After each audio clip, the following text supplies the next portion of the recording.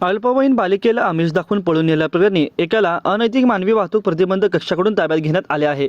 याबाबत मिळालेली अधिक माहिती अशी की जोडभावीपेठ पोलीस ठाण्यात 21 जून 2022 रोजी 363 प्रमाणे गुन्हा दाखल असून पुण्यातील अल्पवयीन बालिके संशयित आरोपी कुणाल भीमराव सावंत याने आमिष दाखवून पळून नेले होते।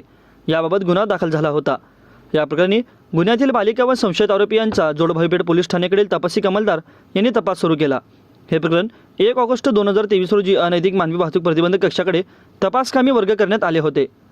या गुन्ह्यातील गुप्त बातमीदारामार्फत अनैतिक मानवी प्रतिबंधक कक्षाने कसून तपास करून कुणाल भीमराव सावंत याला बुधवार पेठेतून सोलापूर येथे अटक केले। तसेच शिताफीने शोध घेऊन त्याला ताब्यात घेऊन जोडभावीपेठ पोलिसांनी ते हजर केले।